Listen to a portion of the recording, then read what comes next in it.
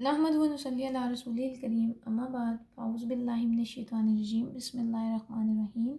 السلام علیکم ورحمۃ اللہ وبرکاتہ۔ کیسے ہیں آپ سب لوگ؟ اللہ سے دعا ہے کہ اللہ تعالیٰ سب کو اپنے گھروں میں، اپنی حفظ و امان میں، اپنی رحمتوں کے سائے میں رکھے، آمین۔ آج ہم سورہ بقرہ کی آیت نمبر 246 246 کا ترجمہ و تفسیر پڑھیں گے۔ اپنا سبق شروع کرتے ہیں۔ رب اشرح لی صدری ویسر لی امری واحلل عقدۃ من لسانی یفقہوا قولی ربنا زدنا علما اللہم فقہنا فی الدین الہی آمین یا رب العالمین۔ سورہ بقرہ ہے، آیت ہماری 246 246 اور پارہ ہے ہمارا دوسرا۔ پہلے اس کا لفظی ترجمہ پڑھتے ہیں، اس کے بعد با محاورہ ترجمہ اور پھر اس کی تفسیر دیکھیں گے۔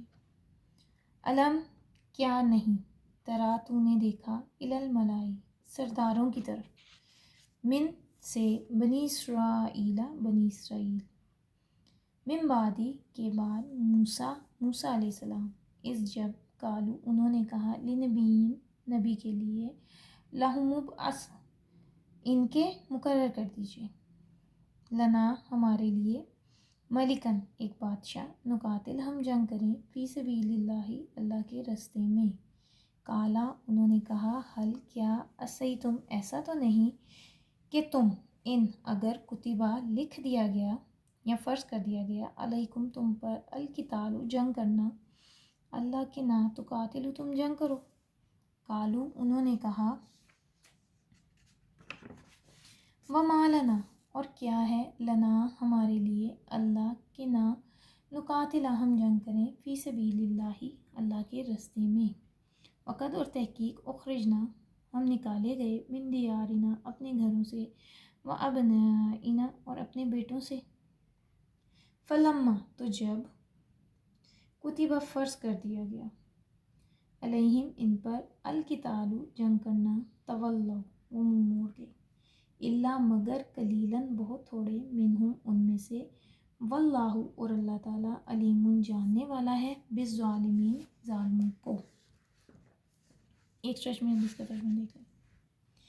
بھلا تم نے بنی اسرائیل کی ایک جماعت کو نہیں دیکھا جس نے موسیٰ کے بعد اپنے پیغمبر سے کہا کہ آپ ہمارے لیے ایک بادشاہ مقرر کر دیں تاکہ ہم اللہ کی راہ میں جہاد کریں۔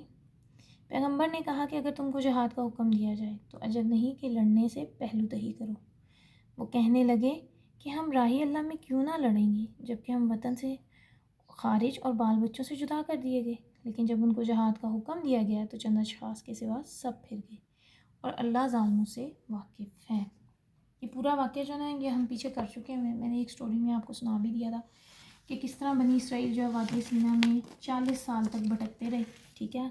اسی دوران حضرت موسیٰ علیہ السلام جو ہیں ان کی وفات بھی ہو گئی تھی، اور یوشع بن نون جو ہیں، حضرت یوشع بن نون جو کہ حضرت موسیٰ علیہ السلام کے بعد پیغمبر جو ہیں وہ ہوئے تھے منتخب، تو ان کی موجودگی میں بنی اسرائیل کو غلبہ ملا تھا، ٹھیک ہے۔ مزید جو ڈیٹیل ہے وہ ہم اس کے ساتھ کرتے ہیں۔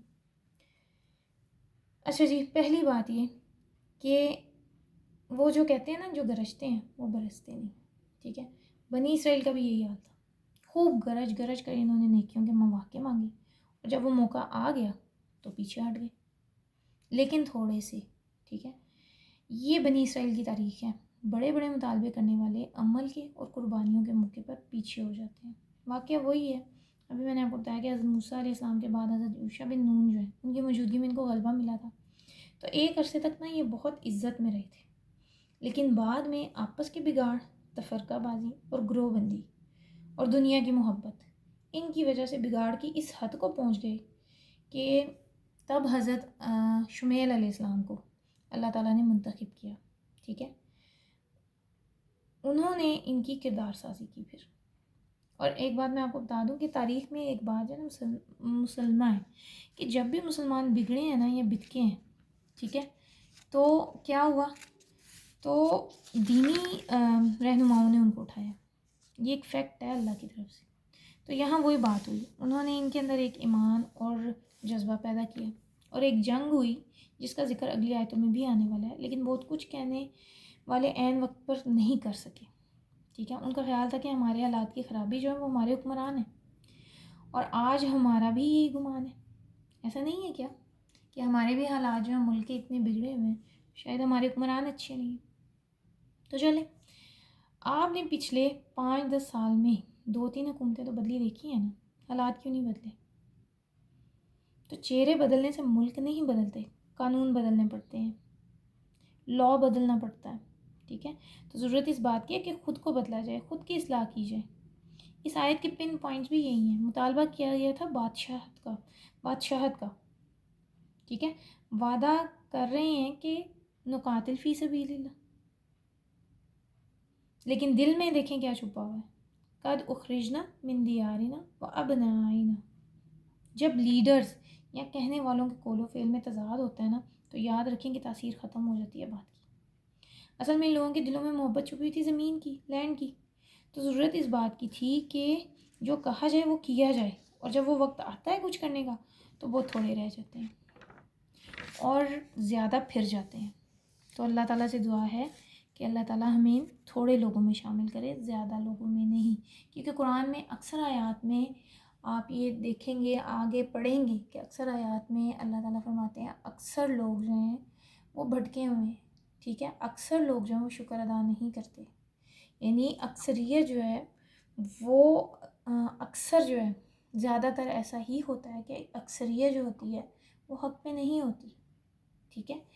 بہت کم لوگ ایسے ہوتے ہیں جو کہ اللہ کے چنے ہوئے بندے ہوتے ہیں، جو اللہ کے نیک بندے ہوتے ہیں، اور زیادہ تر لوگ جو ہیں وہ اللہ تعالیٰ کے نافرمان ہوتے ہیں۔ یہ آیات میں آئے گا، آگے ہم پڑھیں گے بھی۔